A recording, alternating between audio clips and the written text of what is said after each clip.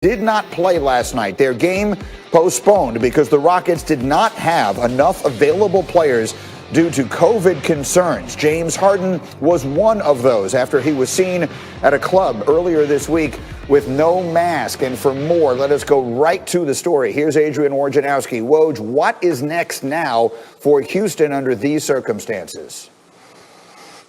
Well, Greeny, Houston, James Harden, they await the league's ruling perhaps as soon as today about how long James Harden's going to have to stay in, quarantine protocol and have to test negative for the coronavirus in consecutive days before he's cleared to return. Now, the Rockets travel to Portland tomorrow to play a Saturday game and then to Denver Monday. And there's real question whether he'll be cleared in time to play in either of those games. And right now, this is a Houston team that couldn't get 8 eligible players to play the Thunder last night, had the game postponed. And besides James Harden, they're waiting for other players who either have the coronavirus or who are in contact tracing protocol right now to become eligible again. So, a lot of challenges for this Rockets organization to start the season. No question. And it feels to me like there are really two separate stories here. One of them is how do they get back to playing games again? We covered that. The other is how does this impact their ability to trade James Harden, who has made no secret of the fact that that's what he wants? What is the answer to that question? How does this affect that? Well, I think in the short term, I think it curbs trade talks, at least for a few days here, as the Rockets and teams find out when exactly is Harden going to be eligible to return again. How long is he going to be held out by the league? And, remember, he's going to lose because this was a violation. Him being sidelined was a violation of their protocols. This is going to cost him about $573,000 a game for each missed game. But I think they were not close to a trade before this episode this week. They've been engaging with teams in both conferences. This doesn't get them closer to a deal. Teams are going to wait and see certainly when Harden would be eligible. And listen, the Rockets hope they could get some leverage back in trade talks by getting Harden and John Wall on the floor together, getting him playing well, and that's not the case to start the season. Right. Doesn't feel like it's going to happen in the next day or two either. I want to show everyone what James Harden's response to all this was. He did post this on Instagram yesterday. I'll read it to you. One thing after another, I want to show love to my homegirl at her event, not a strip club, because she is becoming a boss and putting her people in position of success, and now it's a problem. Every day it's something different. No matter how many times people try to drag my name under, you can't. The real always end on top. So that is what he said. I want to bring Kendrick into this conversation as well. There's Big Perk with us this morning, and I just would like to give you the floor here, big fella. What is your reaction to all this? I mean, it's a damn shame, Greeny. I mean, here you have a veteran guy who knows how to, approach the game, who I thought was a true professional, but right now he's dropping the ball. And it's a lack of leadership across the board in the Rockets organization. I know that the James Harden is a grown man, but you have to blame some of this on Tillman Fertitta because he gave James Harden an inch and he took a mile, right? So when you look at James Harden, the thing that upsets me the most is that he's burning down the bridge that guys like Charles Barkley, Michael Jordan, Magic Johnson, Larry Bird paved the way for guys like him today to be able to get paid hundreds of millions of dollars. And what he's doing now, he's hurting the younger generation. You got to come on, James. You got to be more professional. In the words of my wife, when I be around here acting crazy, she tell me I'm tripping.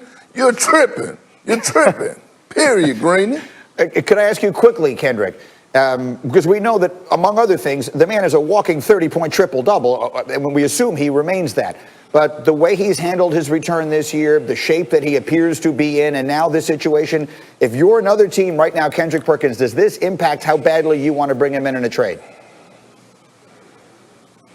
Absolutely. We know what we'll get out of James Harden between the lines. We know that he could, put the ball in the bucket once, one of the best to ever do it.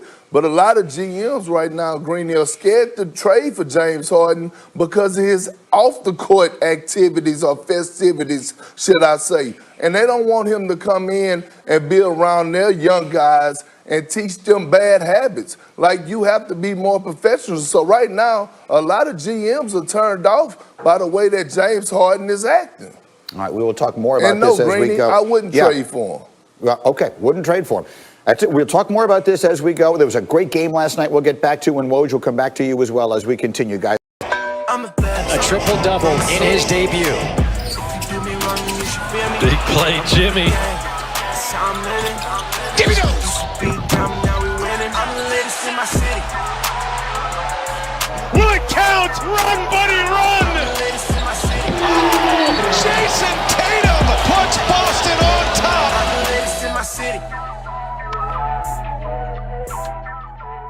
That finish in Boston was something else. NBA analyst Tim Legler is with us this morning here on SportsCenter AM. Bucks and Celtics opening up the regular season against each other. Legs, they might close it out the same way come playoff time eventually. And speaking of closing out, the final seconds of this game featuring two big spots for two big stars. What'd you see in those final seconds from Jason Tatum and Giannis Antetokounmpo? You know, unfortunately, I think we saw the one issue creep up again that we wonder about the Milwaukee Bucks. And are they going to be able to break through? And that is having their best player be able to come through shooting the basketball late in the game. And for Giannis, he's a two-time MVP. This is a guy that's led his team to the best regular season record 2 years in a row. And when you get a gift like this, when you are fouled on an out-of-bounds situation, down two, step to the line, need to knock down those two free throws and get your team to overtime. And it's also concerning that it was so short. So that's an issue. You know, the clutch component of Giannis Antetokounmpo. And then you saw a young forward for the Boston Celtics, who I think is going to propel himself into the MVP discussion this year. And you see the step back to win this game. Now, did he call bank? Did he not call bank? My rule on that is you better call it before that ball leaves your hand or it doesn't count. Because calling glass after you know it's headed toward the glass is not quite the same thing. But regardless, you know, the game that he had overall against the Bucks, such a high-profile opponent, to come through the way that he did, I think it is different the way that the two teams don't. The Bucks do not have a player that can go score from anywhere on the floor in that situation. Hopefully, Drew Holiday can be that guy to add that missing piece because the Boston Celtics have that. They have a young superstar in Jason Tatum who took it upon himself to end that game. 25 points for Holiday in his Bucks debut. And to your point here, talking about Jason Tatum and that bank shot, he said he didn't know it was going to the glass until it was on its way. So he couldn't have called it while it was still in his hand. Let's get to Pelicans and Raptors. This one in Tampa. And you have 15 points for Zion Williamson. It's not going to jump off the page, but the playing time does. 30 minutes for last year's #1 pick. How did that increased workload impact him in your eyes, Tim? Yeah, and you got to feel for Alvin Gentry a little bit, right? He never really had this opportunity to just go let Zion play. Normal starters minutes, that's what they're going to do. That's the plan with Zion. And I thought overall he was very effective. He got hit with a lot of double teams, and that's why his shot attempts were down. He didn't really have a huge offensive night. But I thought overall the Pelicans' defense was the story, and I saw extra effort plays out of Zion on that end of the floor as well. This is a really impressive win to not only beat the Raptors, a team that has guys from that championship team on it, so there's still the pedigree, but this is also holding a team to 99 points. And look, in today's NBA, I don't care who your opponent is, very difficult to keep a team under 100, but here are the Pelicans on opening night holding a team to 99 when they were one of the worst defensive teams in the league a year ago. That is a great sign for Stan Van Gundy and the New Orleans Pelicans going forward. Overall, even though Zion had a quiet offensive night. Quiet offensive night for a guy who's not quiet offensively. Only Allen Iverson has scored more points through a player's first 25 career games than Zion Williamson. Tim Legler with the insight for us on 15 points in the fourth quarter of Wednesday night's season opener against the Celtics. At the TD Garden, the NBA's two-time reigning MVP after the game was thinking about the missed free throw, though, that would have tied the game with the Celtics. He missed it. But the overarching question here now is more about Giannis and the future and the Bucks this season. How much pressure now that he has signed that big deal and he's staying in Milwaukee is on the Greek Freak? Yeah, I mean, the pressure has shifted very clearly here.